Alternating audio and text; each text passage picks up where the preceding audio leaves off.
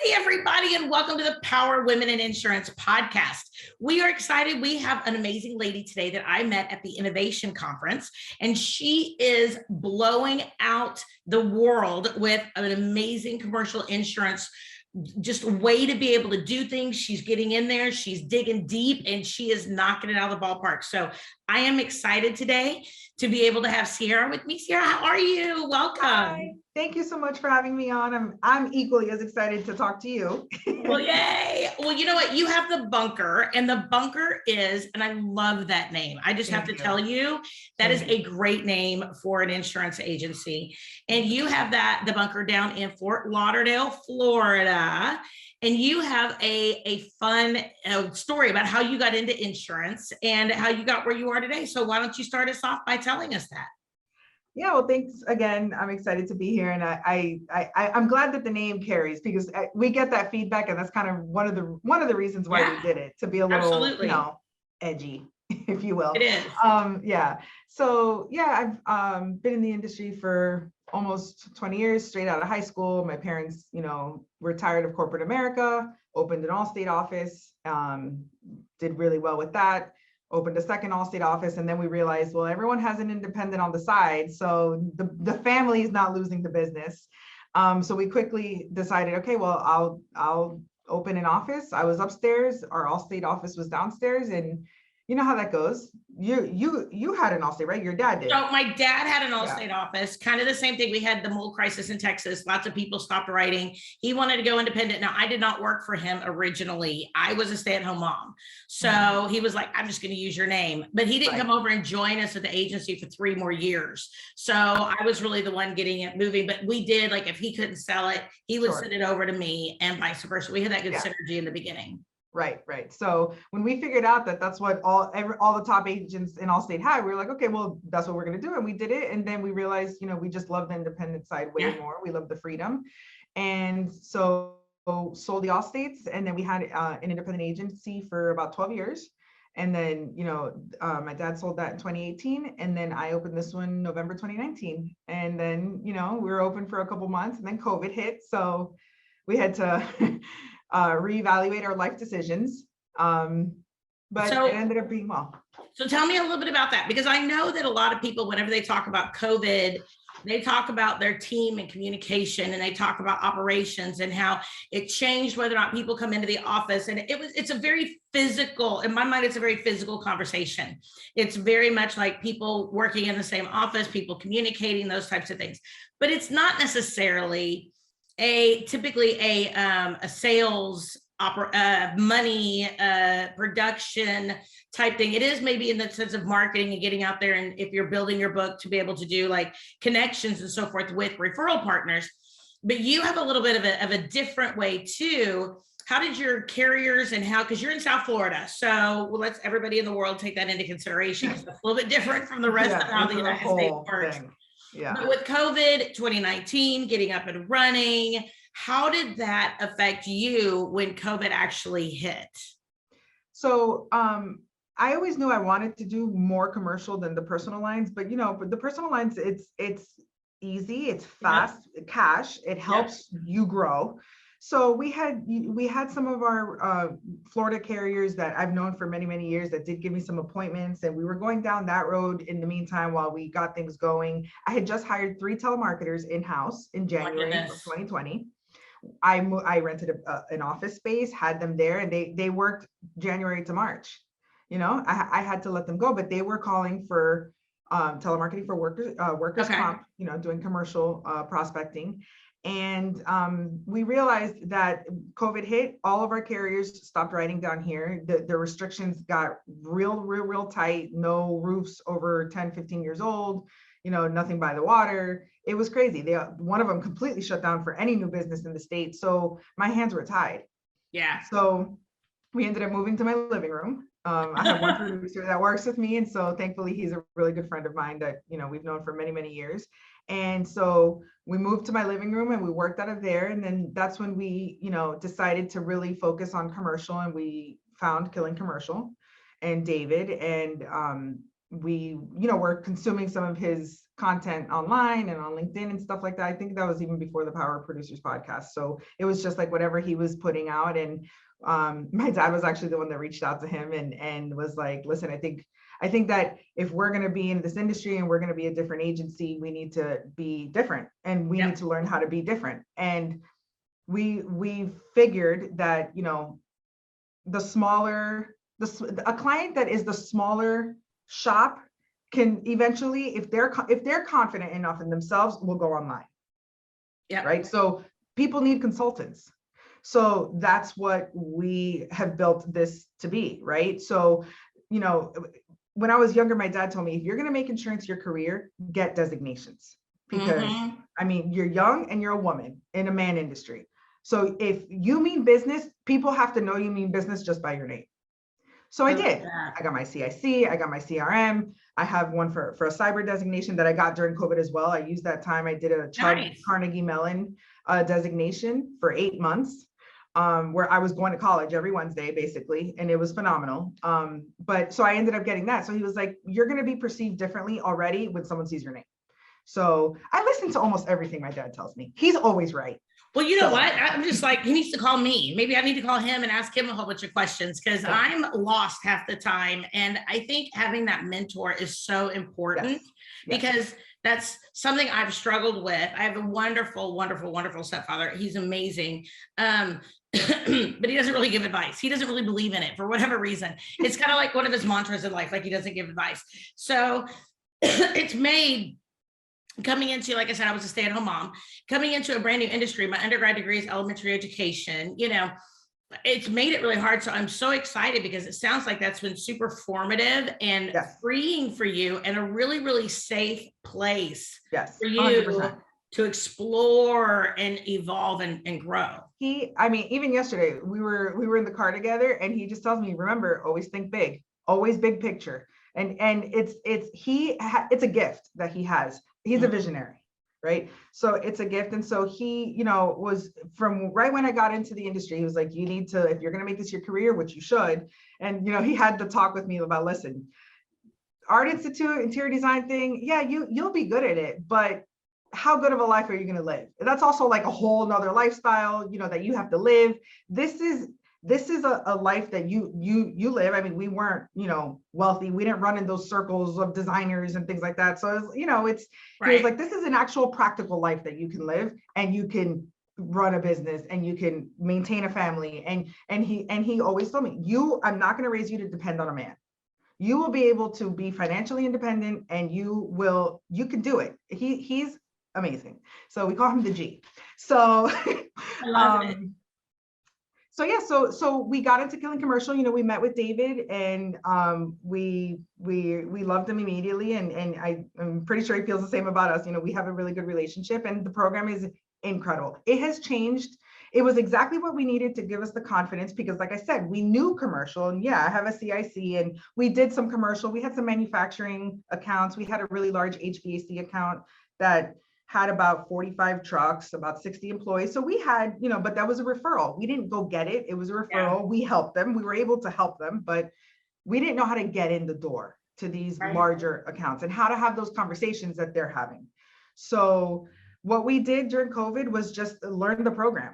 We just immersed ourselves in Killing Commercial. We learned the program. We studied, learned the lingo, and David and the whole Killing Commercial team is phenomenal. I mean, I have access to people that I would never have access to that know so much, and they help us. You know, everyone is so free with their time and so willing to invest in our success. You know, we have an online forum, kind of like our own little Facebook on the Killing Commercial website. You can ask questions.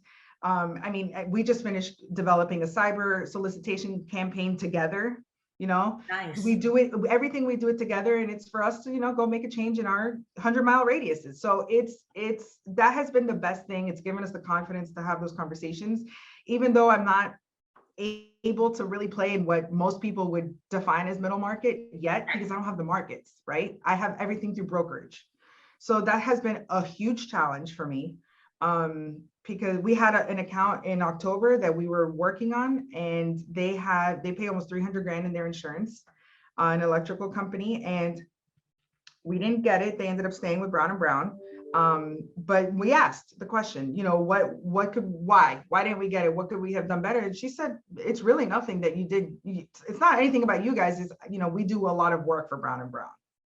So we were like, well, I mean, you could have told us that in the beginning, but you know, we asked the right questions, you know, Right. at the beginning too. The lady, she knows how to play the game, you know, also some of these people just know how to play the game of insurance. So, but that was really, really a confidence booster in us. That whole experience of being able to have a seat at the table, this 2-person agency, you know, being able to have a seat at the table of someone that pays a salary's worth of revenue for us, you know, in a year, and say that you guys had a fair chance. It's just I have prior engagements with them. It really is everything we needed to hear, really. Well, So, and we're not, and this Killing Commercial program has taught us to have conversations that are not just like Josh Gurley always says, the quote, hope and hope method, right? Yeah. I'm not going to just ask you for a copy of your deck page. Hopefully I match it or beat your price and then hope you move. We're just not doing that anymore. And it's really, really, it's changed. We've got, ever since then, we got that opportunity. I feel like we've gotten a lot of like traction. Like we've just gotten like, you know, we're riding the wave of like, and it's almost like sometimes that's what you need to get there, and the needle is moving. So that has been the best thing that has come out of COVID, is the fact that we were able to, it's easier for us as well because we started from scratch, right? So it's harder when someone needs to learn a new way of doing something, right? Because you've done it for so long one way and you've been successful, but that hasn't been our case. We didn't know how to get in the door. So we're like, well, let's just learn. So the only way we know how to do it is bad habits, right? You're learning the new habits, exactly. Just learning, right? Yeah. Right. So that you did have your CIC and your CPRM and all those other all those things, right? So I know you said it's you, your dad, and one other person in the office at this point, but does everybody have those designations, or just you, or how have you kind of navigated that? Because I know that because I've talked to David multiple times, I'm working on my CIC. I need to just knock it out. I just need to nail it down and knock it out and get it done. I've already got 2 courses done. I wanted to do another one last quarter of this year, but which is family situations, and my brain just hasn't been, since my son passed away in September, I just haven't mentally been 110%. So I didn't want to do that plus all the other stuff. So I put it off till first quarter of this year. I'm definitely moving forward with it. But does everybody have those designations? Just you? Because I know that we've talked about, David and I've talked about the fact that it's not a prerequisite to be in Killing Commercial, but that he highly recommends it, so that then you could really focus on his program. Does not necessarily teach commercial specifically, but it teaches the marketing and the way to get in the conversations to be able to take your game to the next level. Is that correct? Yes. So it's not an insurance program, right? It's not going to teach you insurance, but you know, one of the things that he says that is the truest thing that anyone has ever said is, when you're walking into a middle market account, the owner's not sitting there waiting for you, asking you, you know, what's the difference between additional insured and additional named insured? You know, like they're not explain waiver of subrogation to me. They're not asking those questions. So it's in our own heads that we're not qualified enough to be prospecting a $300,000 account. They're people just like you and I, and the ones that we have worked with, they absolutely know nothing about insurance. So we're the expert.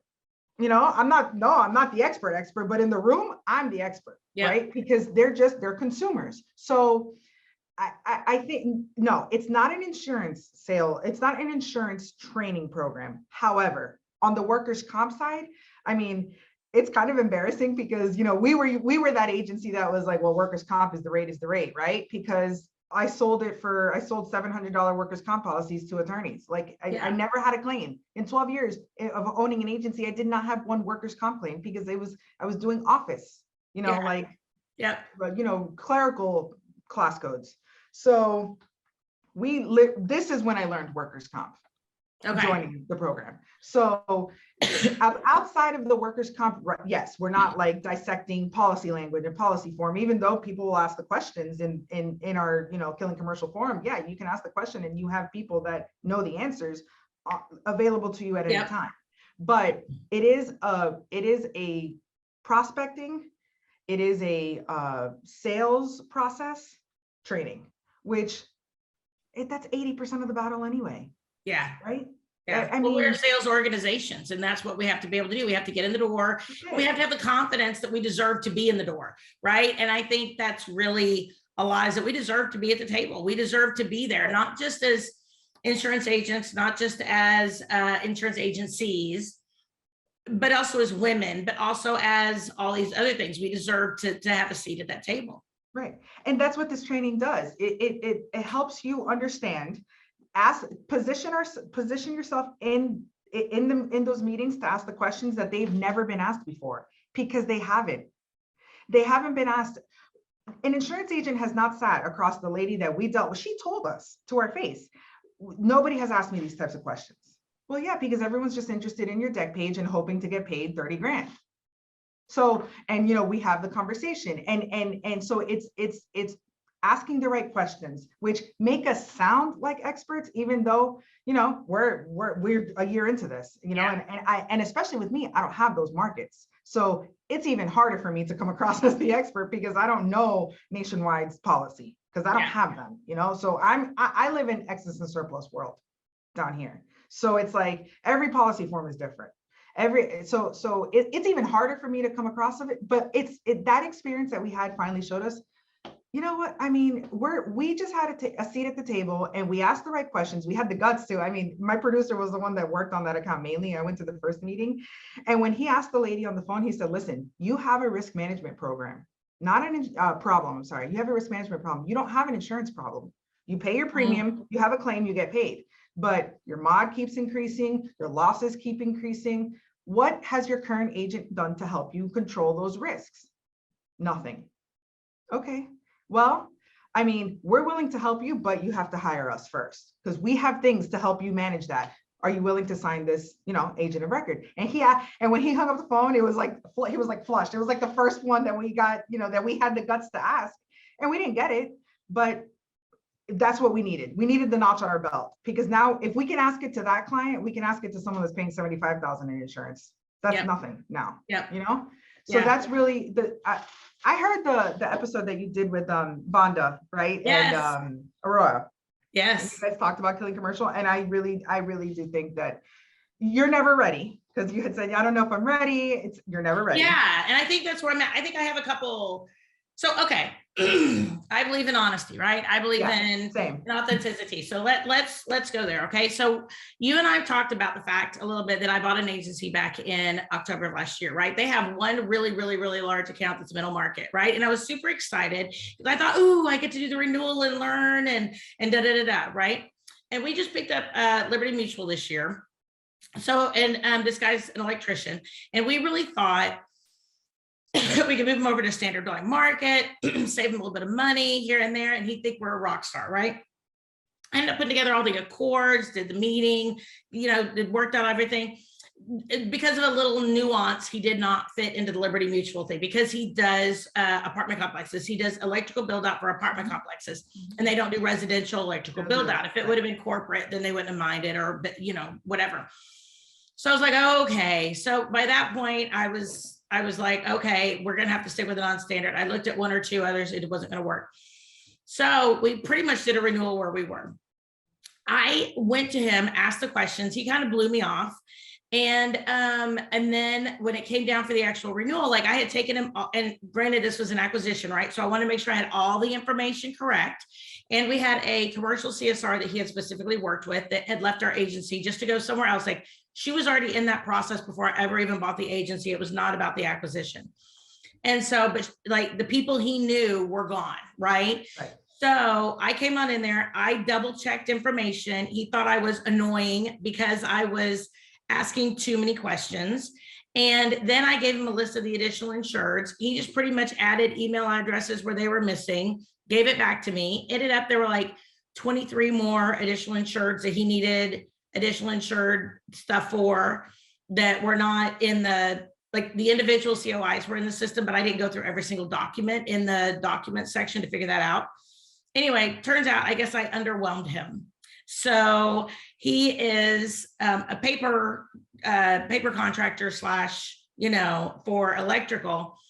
And I need to fix that for next year. He said, I'm going to stick where we are. We've already done all the work. We've already renewed. We've already blah, blah, blah. He goes, I'll give you one more renewal. He said, but he said, you know, because I believe in this agency and I believe in the previous owner and I don't believe that, you know, and I need to figure that out. I just need to figure it out. And so it's one of those things where I would love to do the Killing commercial to be able to grow that middle line market, or that not even mid-market, just grow our commercial book and make more of a, what do I want to put it, better impact. I'm wondering if, I mean, and it was also October when we did all the due diligence on it. I was not clear-headed, and I'll be very honest about that. We made a couple of minor mistakes. Just to be able to up my game, to be able to give me the confidence and the scripts, because I think I didn't come in there as confidently as he needed me to. And I hate to put it this way, he's a contractor. Contractors are kind of people that are rough. And I don't deal with rough people very well. I deal with the niceties in life, and we all, you know, let's all treat each other with respect. And I don't do well with that. So part of me wonders if that's really my area, or do I just need training, or how and do you have that problem? You might not even have. 100%. Yeah, 100%. The large HVAC contractor that we had at our other agency, I mean, he would talk to me. He thought he would just tell me orders, right? So he would talk to me, and that's what this was. Sure. And so I would tell him something. He would be like, no, I need to speak to Lewis. My dad would get on the phone, tell him the same thing. Okay, it's fine. Yeah. So that is a thing that happens, right? That's not, I don't think that that's going to change. Even, I mean, I know that I did right by him, right?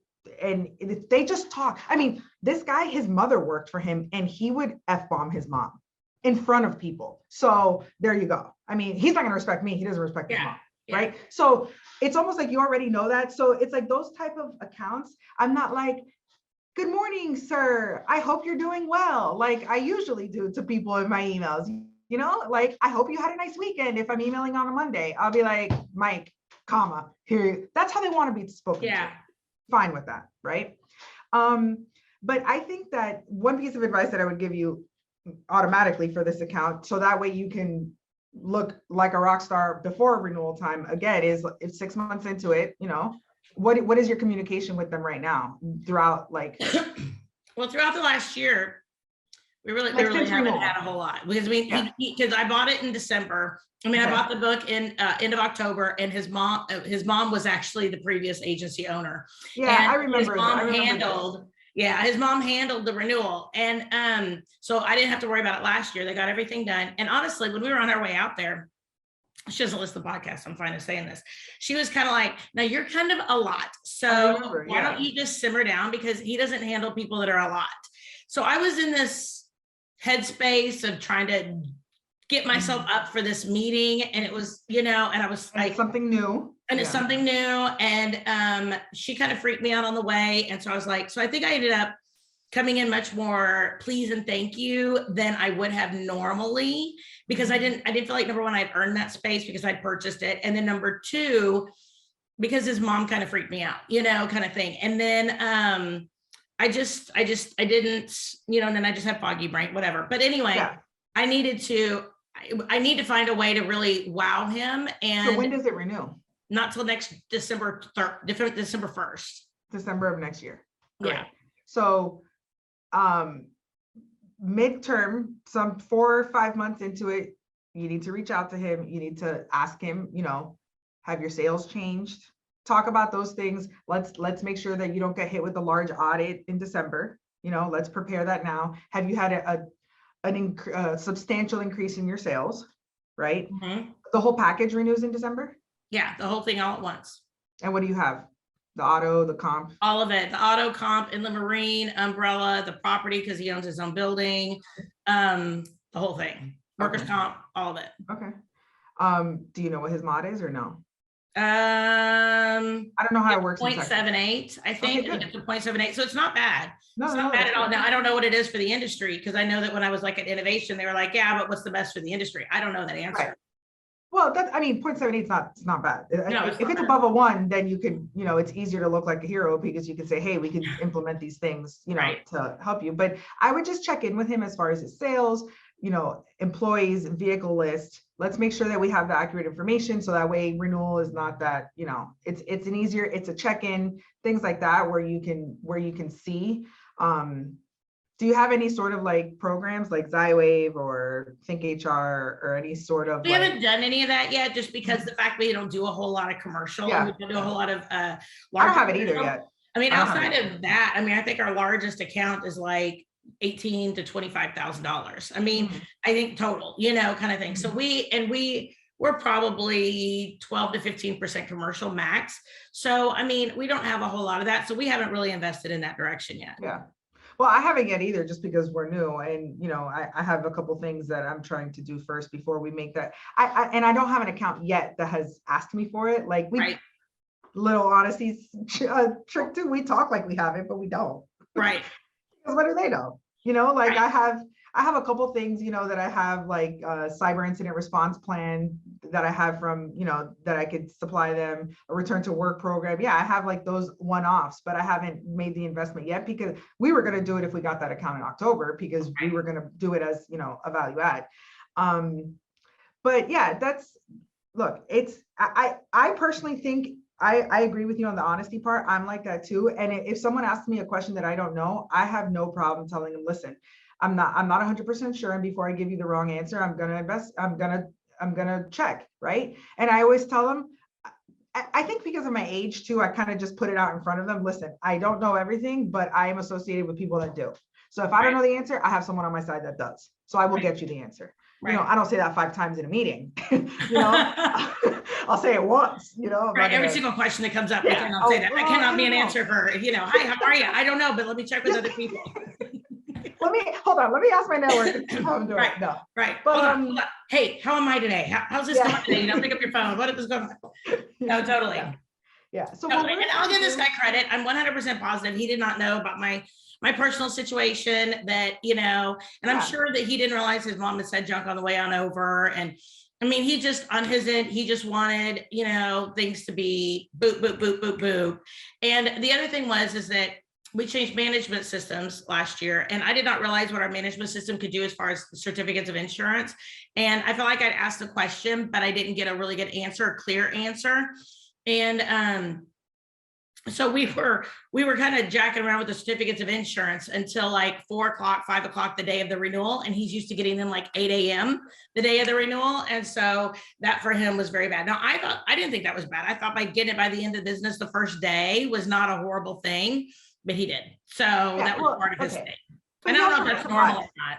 Yeah, well, he already has some biases, right? His mom was his insurance agent. Totally. So he's going to be hard on anybody. So so you already know that, right? So that don't let her or him get in your head about that, because it was his mom. She did it right. Right. And then I think that if you were to walk in there at, renewal time, I would start working on this renewal. If it's December 1, start August. Yeah.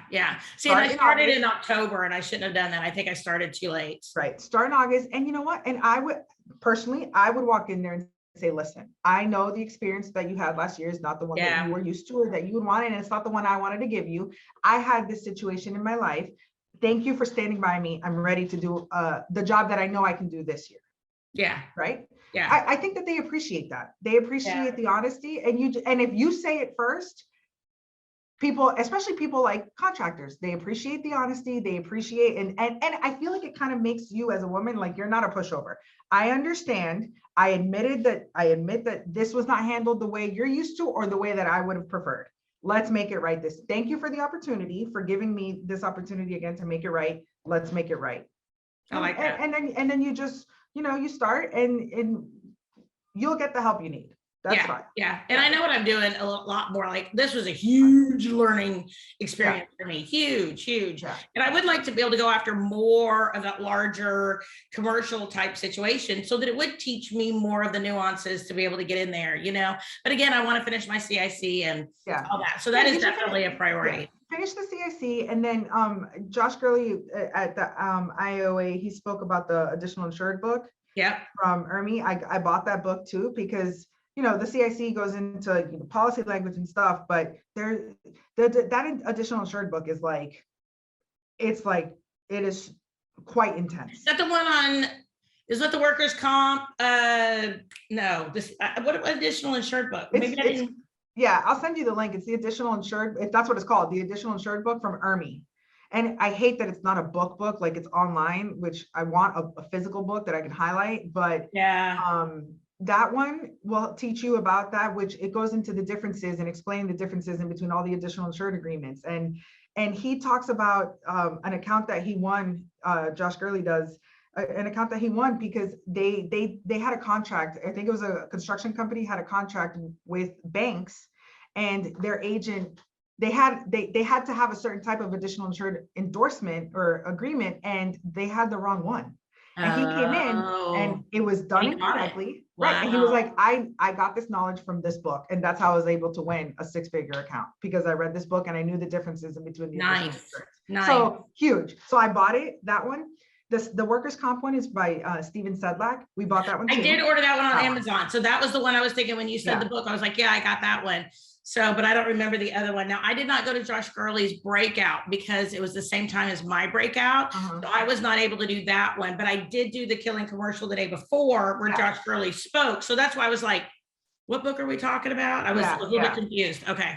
And he said another book. I'll email you the name of it. I think it's through ERMI too. I have it written down. I'm going to send it to you so you can, those will be like kind of your commercial Bibles for as far as technical stuff. Yeah. Right. Yeah. No. But getting in the door, it's just, it just, for me personally, without the markets, again, the markets are a big deal because what am I going to do? My hands are tied. So I'm trying to run an agency where I'm less customers with more profit, right? And so we were talking about that yesterday. And if we were to add 15 clients next year, right, that pay anywhere from $50,000 to $100,000 in insurance, that is not overloading me with service. Yeah. And I'm making my numbers. That's our goal. That's awesome. But I think it scares people, especially when they're smaller agencies like yours. And I hate to use the word smaller agency. No, but we're small. It's fine. when you're in that process of growth, right? To be able to go after the big fish, I think takes a little bit more time. You have to be able to have a little bit more personal investment, like financially, to be able to give yourself time to get there. Then, the Killing commercial, it's not expensive in the long run, but it's super cheap in the long run, but it's expensive in the front end, right? Like where you sit back and you go, oh, I've got, because the investment's on the front end, right? But then, like you've done an amazing job. You posted an amazing picture in the Women of AOA of your swag, right? What it is that you hand out. And it's very well done, very well, created, very well branded. The box, the way that everything gets together. How do you, what advice would you give an agency that either is trying to make that shift or is new and only wants or can go that direction? I know you're in a geographical area where personal lines is super difficult, so this is a natural thing, but what advice would you give to an agency that's trying to be able to go there, but not kill themselves in the process? What advice would you give them in that process? You're hitting it perfectly on the head because it is difficult, right? And I understand that. And I think that's why I have an advantage at the fact that I started with zero, because I didn't have anything anyway. So it's not like I was, David always says that don't trip over hundreds to reach $1 or something like that. Yesterday we did a workers' comp policy. It was a referral, right? $670 workers' comp policy. And the lady's husband called us here and literally was dissecting line by line. Why is she paying $120 to have her limits increased to $1 million? And my producer said, listen, that's our agency standard. We don't write anything under that. If you'd like, you can go somewhere else. We did it because it was a referral, right? Yeah. But it's like, it's not even worth our time, right? Yeah. It's not worth our time to deal with that. But I do it. I still have to do those types of things because I have referral partners and she's a business attorney that has sent me larger things. So you just have to find a way to do the smaller things that you will come in profitably. Yep. Right. So we use CoverWallet right now for like any sort of small things where we don't have to do accords. They pay us roughly about 15% depending on the line. I can have it front facing on my website, send them a link. They can quote bind issue. We don't have to touch it. That's a Right. way where, okay, well, we have a little bit of the cushion of the smaller stuff. We just don't put, I would say, I personally, I would say, first of all, like David spoke about in IOA, find your ideal prospect. What is it that you like to write? Like, for example, for you, if you don't want to deal with contractors, which I understand and I agree, find something that you would want to do that is profitable, a vertical that is profitable that you would like. For example, like I like manufacturers, right? Um, they're not that complicated. They don't have a commercial auto issue, at least here in South Florida. Most of them don't have like a fleet of trucks. Right. So that's easier for me because I don't have the markets. So I'm trying to affiliate what can I write with my markets versus what do I like to do. Oh, okay. Okay. You know? Okay. So That I makes would say sense. find something that is profitable, and it doesn't have to be a six-figure accounts. I mean, it could be something that's, whatever is profitable to you, depending on your carriers, I would Yep. say. Ask your carriers, what are they writing? What do they have an appetite to write? Find a vertical in that. And then I would put all my energy into prospecting that. Do we do other things outside of the larger commercial? We have to, because we don't have anything. I don't Right. have the homeowners cushioning me. I don't have the auto cushioning me. I don't get paid every 6 months on a renewal for auto. So my producer isn't a BNI. A lot of people don't like BNI. I understand. We used to have being a BNI at our other agency. We had phenomenal success with it. I actually met an insurance agent who's a producer who worked for an agency that had a threshold there. So she refers me everything that is under her threshold. She won't get paid if it doesn't make her a certain amount of money, right? Nice. That has been a crucial source of my growth is her referrals, right? Yep. He's in a BNI and it's worked very well. Some of them don't work and it's not the larger accounts that we want, but it's helping us get through these months of, not having anything else. No, we're not binding a policy every week because we don't. Because these larger ones, it takes a while to get into them. Yeah, they do. So I would say find something that you like to write. Find the people that you like to deal with, because otherwise, look, you're gonna have a year of stress thinking about this renewal in December, right? And wondering about like, how's this guy gonna talk to me? Or I've been there, and I agree with you. And sometimes I had an attorney that totally disrespected me, and I had just started January of 2020. I mean, he to the point where he asked me if it was that time of the month, and that's why his insurance. No, he did not. He did. Girl. So I was like, I've never. You just like pivot and walk out. I mean, I probably wouldn't pivot and walk out, but my soul would. I'd be like, gosh, I got another meeting in like 10. I would be like really nice about it, but I'd be like, I totally forgot I got a meeting. And you see, we would be really nice about it. My producer was like, tell that guy to kick rocks. My husband, but I had already done all the work. I needed the money. It was January 2020. Yeah. So then my husband at that point was like, listen, I know how you feel and I understand it, but you did the work. Take the guy's money. It was like $1,600 in revenue. Right. So, I mean, honestly, I probably would have done the same thing. And, I would love, but I want to get to the point where I don't. Right, that you don't have to do that. I don't want to be that person who's like, yeah, but I need the money, or, not that I really need the money, but I want to grow and I want to have more clients and I want to, everybody has attrition every year. Everybody has people that die or move or whatever, right? I mean, I don't know. Oh God, I need to get over that. And I feel like I need like a counseling session to like hypnosis or something to get myself over that, to where I'm nice to people that aren't nice to me. And I think that's one of my biggest fears about large commercial is I'm going to end up with all these people that are like rude people. Like contractors are not all rude. I don't like to make generalities, but people that are very driven, they're just rude-esque people who don't honor and respect insurance agents. Okay, just say that. And I think I'm just worried about being locked in a conference room with them, trying to be able to get their business and realizing this is not where I want to be and how do I get out of it? But, write the business. Well, I think you already know that. I think you already know that that's not where you want to be. So that's fine. Don't be there. There's so many other, and I'm working on this, and we were talking about this yesterday, right? So just like Josh Gurley says it all the time, James Jenkins says it all the time, these people, the niches are the riches, right? If you become the expert in the one thing that you like to write, right? Then you're enjoying what you do. Someone like you is going to choose pleasant people that are pleasant, right? Versus a revenue check.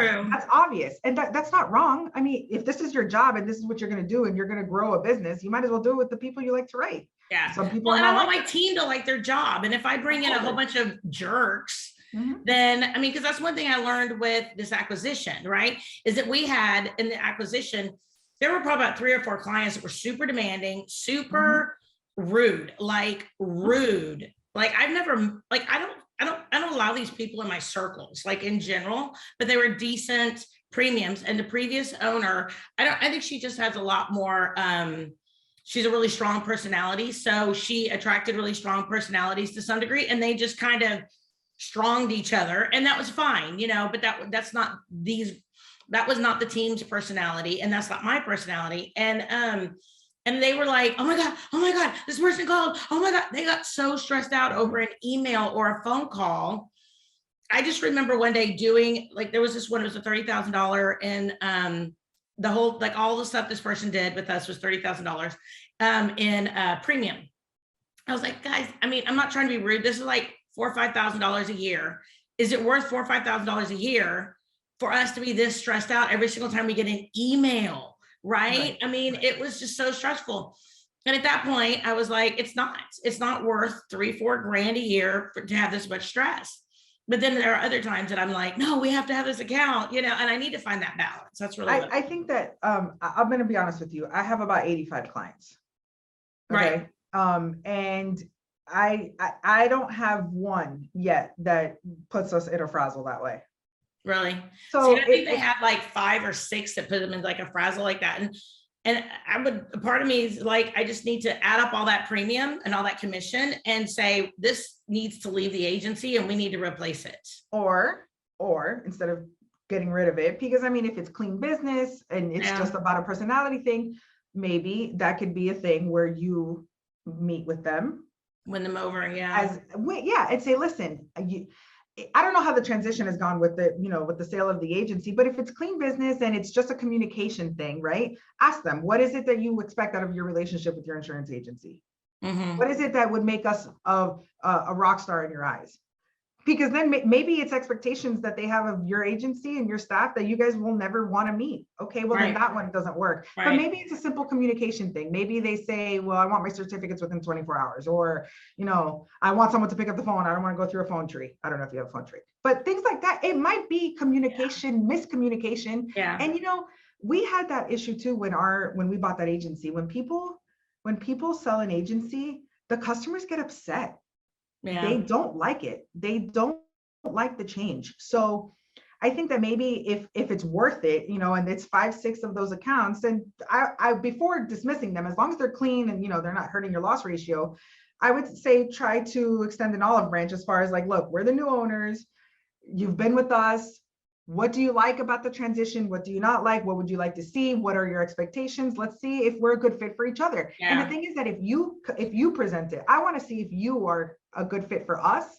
It almost gives an air of exclusivity. Well, that means that it's just not automatic that they're going to renew me. Or I want to see if you are my kind of client that I want. Yeah. Right.